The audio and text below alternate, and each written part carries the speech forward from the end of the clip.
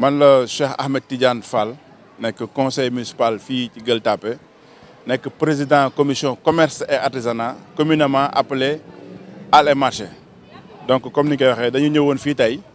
en tant que conseiller ànd ak sunu mbokk sunuy collègues conseillers municipaux yi dëkk Gueule Tapée ànd ak aussi une partie de la population benn mouvement bu tudd ànd defar Gueule Tapée ñu ñëw fii tey pour indi ay leeral tuuti ci projet bi nga xamante ni moom moo am fii ci Gueule Tapée muy projet marché Gueule Tapée. Donc li ñu ci mën a wax rek mooy c'est un projet boo xamante ni bu am délibération la ñu ngi présenté premier projet bi ñu koy présenté ñu ngi ko présenté dans un conseil dans une session de conseil municipal boo xam sax c'était élargi ñu defee ko woon au lycée Kennedy indiwaat ko à la mairie à la salle des délibérations demaat Saly waxtaanaat ci promoteur bi ñëw présenté ko. Je pense que loolu yëpp tey bu amee ay nit yu taxaw naan projet bi amul délibération damaa yaakaar ne dafa am leneen lu ñu lal ci biir lu dul li am. dama yaakaar dañu bëgg politique wala dañoo contre maire bi wala dafa am leneen lu ñu bëgg daal mais liñ leen mën a xamal daal mooy projet bi liñ ci gis mooy dafa jël en compte li ñuy wax responsabilité sociétale muy RSE. RSE bi projet bi ñu ngi jàkkaarloo ay école paille projet bi am na si loo xamante ni dafa ñu ko war a defaral ci biir école paille bi projet bi war na si responsabilité sociétale bi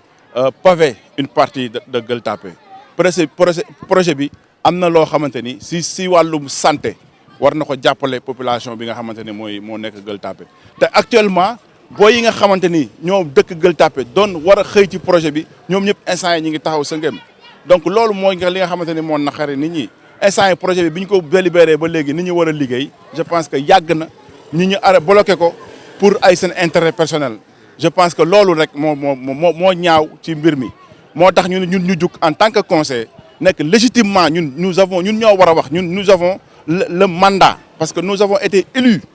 xam nga aux élections municipales yi passées donc suñu mandat mooy daw ñun amul kenn koo xamante ni war na wax ku dul ñun man mi nga xamante ni nag maa taxaw jël kàddu war a wax li nga xamante ni mooy début projet bi nga xamante ni ay tubaab sax ñoo fa ñëwoon doon def visite bi doon def visite de santé doon def visite xam nga ñooñu première personne yi man maa àndal ak ñoom ba tey projet bi abu tàbbi ci loxo ki ñuy wax Alain waa muy crédit building donc je pense que actuellement li fi ne mooy ñu ànd doon benn say ñu mën a liggéey lii édifice bi jóg ci biir Gueule Tapée doon suñu njëriñ doon suñu njëriñu askan mais projet bi baax na mais projet bi baax na waaye projet bi baax na mais il faut ñu def lii il faut que ñu xool lii ba kañ mais yooyu dafa mel ni sax ay galgal lay nuru buñ yàggee galgal yi dañuy daanu je pense que te li ci des bëriwul nañu liggéey que ce soit le maire Ousmane moo koy yeggali wala du ko yegg mais au moins sax que le projet mu commencé parce que tamit vraiment fexe na ba indil ñu ce projet là tey maquette bii mu am monde entier ñu ngi koy waxtaanee je pense que lii ku ne bëgg nga mu am sa commune te moom bu amee Gueule Tapée Fass Colobane nag wax dëgg yàlla nañ ko santé maire bi santé ko conseil municipal bi fi nekk santé ko administration bi loolu daal laa amoon loo xamante ni bëggoon naa ko ci sànni di leen sant di conseiller aussi parce que waaw non contrat bi baaxul mooy lan contrat boo xamante ni administration moo ko defee woo promoteur mu toog ñoom ñu toog waxtaan représentant de l'état préfet xool ko saytu ko approuvé ñoom dinañ def loo xamante ni ñun arrangé wul population bi non mais attends Gueule Tapée aussi booy yi ñu wax leen main d'œuvre locale booy yi fii la ñu war a xëy di si liggéey sécurité maçonnerie menuiserie peintre électricité mais tamit dañu waxante dëgg ñun nga xamante ni saa yu ñu xëy dañuy dox si social booy yi dañu fëgg di ñu ñaan di ñu nangam ak nangam ñu leen jox tey bu ñu gisee projet bi nga xamante ni booy war nañ si mën a xëy non dañ koy jàpp à bras le corps non dañ siy jàpp ba pour parce que suñu booy yi dañu bëgg ñu am fu ñu xëy loolu mooy affaire bi mais contrat bi baax na contrat defe naa loolu moom wax dëgg yàlla sama mbokku experts yi wala avocats yi non ñoom ñoo waroon ñëw jël projet bi défendre ko ñoom ñoo waroon ñëw ñun épauler ñu jàpp ci ñu défendre mais bu ñu beddee ay quelques conseils di ànd ak ñoom ci yenn kii di bedd yenn conseils ci yenn réunions yi nga xamante ne peut-être am na leneen lu ñu lal parce que mais ñun comme ni ma wax rek légitimement ñun ñoo war a wax te dinañ jël kàddu wax tamit quoi moo tax tey ñu taxaw fii pour wax en tant que président de la commission commission commerce et artisanat communément appelée commission Halles et Marchés. Donc nous sommes ici pour vous parler du projet du marché de Gueule Tapée. Donc pour vous dire que le projet, c'est un projet qui a une délibération et la première maquette a été présentée dans une session de conseil municipal qui a été même élargie aux populations au lycée John Fitzgerald Kennedy. Ce même projet a été présenté au conseil dans la salle de délibération de la mairie. Ce même projet a été présenté au conseil, même élargi, cette retraite municipale a été même élargie aux populations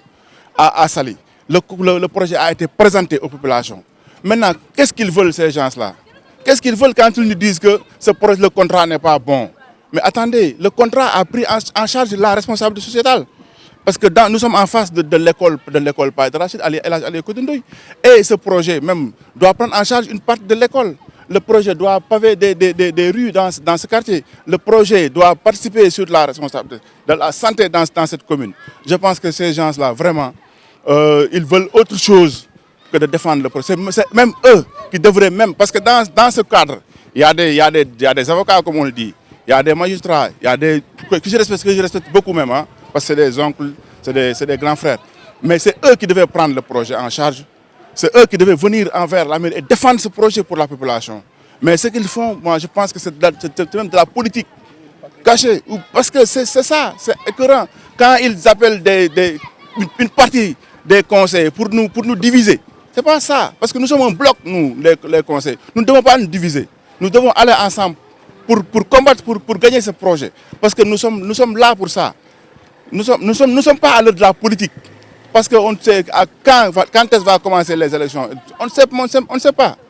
Je pense qu'il est temps que ces gens se réunissent derrière les conseillers. Parce que ce sont les conseillers qui ont la parole, qui doivent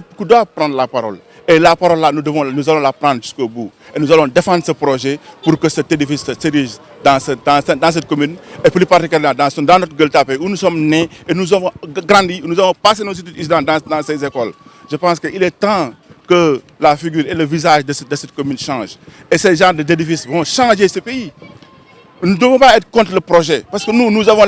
avons la chance de voyager. Par exemple, au Maroc, on ne parle même plus de centre commercial, on parle de mall. On a été au Maroc ensemble, on a visité le Morocco Mall. Mais ces genres d'édifices doivent être dirigés ici dans ce pays. Mais c'est ce que nous voulons. Mais si des gens se font face devant les promoteurs pour empêcher que ce projet se dirige, moi je pense que ça ne passera pas. Et nous allons nous battre, nous, en tant que conseil, pour que ce projet passe. Voilà, merci. damay wax ci turu waa Gueule Tapée yëpp ak ñi ma bokkal ak sama nawle gor yi toog fii parce que wolof dafa ni gor ca wax ca ñun ñëpp ñoo àndoon Saly mu neex lool ñu def fa lañ fay def d'accord to lañ fay d'accord ñëw ci centre bi ñëw ci mairie bi ci salle de délibération bi ñoom ñëpp ñu adopté d'accord kenn moo ci d'accordul te ki d'accordul du mës a d'accord nit nag da nga war a nangu dogal yàlla ak dogalam jaam ak pexeem marché bii wax naa ak ñi ma war a waxal